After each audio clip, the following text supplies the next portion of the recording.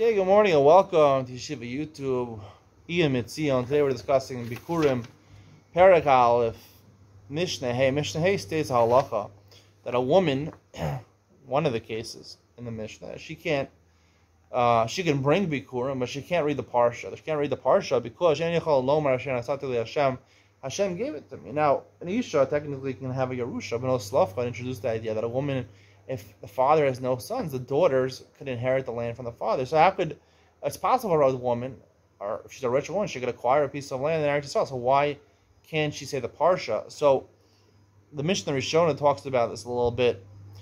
Basically, the idea is that when it came to Chiluk, when Klal Yisrael captured Eretz Yisrael in the time of Yeshua, and they gave it the land, they only gave out land usually to families with men. It was given to men, sons, and fathers. They got the original piece of land. Now, technically, afterwards, a woman could get Yerusha, she could buy land.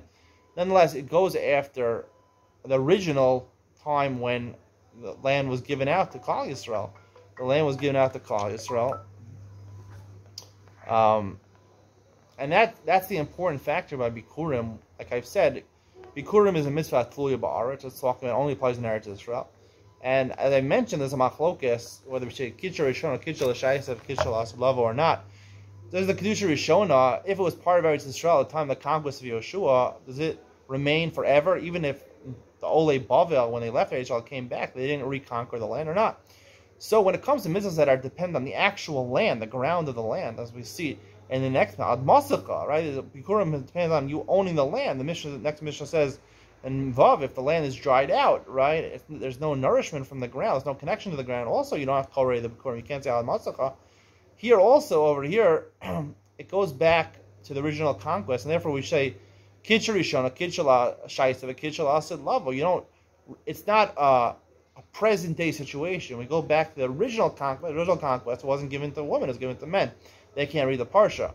By other mitzvahs, like by Chala is not a mitzvah that's dependent so much on connection to the land, because the Chiyuv of Chala is not the growth from the land. It's not like Trunas HaMaisos, which are Chayav when they start reach Onas HaMaisos already when it reaches a certain amount of growth and it's still attached to the tree. Chala is when you need a specific amount of dough. You separate it from the ground, you process the flour, and you mix it with the water, and then a gilgil, you make it into a dough. That's when the Chiyuv Chala starts. There's no Chiyuv Chala before that. So that's dependent on the present day ownership of Eretz Yisrael. So therefore, for Chala, we'd say Kedusha Rishona Kitcha L'Shaisav, Lo Kitcha L'Asad Lavo, because it depends on the present day situation. Present day situation is Ole Bavel. When they came back from Bavel, whether they conquer the land or not. Presently, they have the land or not. So, and maybe even nowadays, only if whatever we have under jurisdiction of Rov Yisrael, then there's a mitzvah of Chala, otherwise not.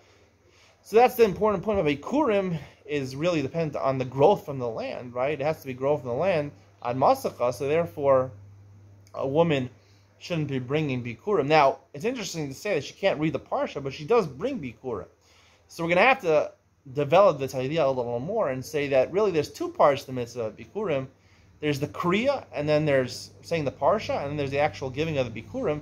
The actual giving of the Bikurim is not dependent on the Kedusha Rishona. It's on the present day Kedusha, because that is, I'll just explain a little bit, as the mitzvah is to give to the Kohen, to give to Hashem.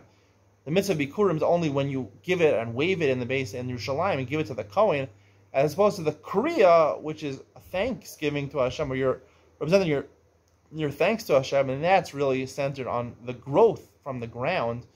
So there's two parts of the mitzvah of Bikurim. We'll develop this more as we go along. Hope you enjoyed today's share. See you in the next one.